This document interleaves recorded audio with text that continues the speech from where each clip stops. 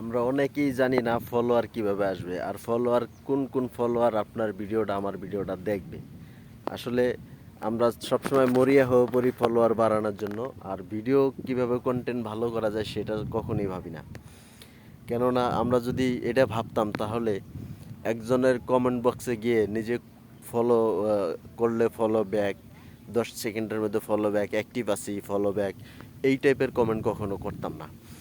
আর video reels বানিয়ে রিলের মধ্যে বলতাম না যে আমাকে ফলো করেন, আমি আপনাকে ফলো ব্যাক দিব, বা আমাকে ভালোবাসা দিলে ঠকবেন না।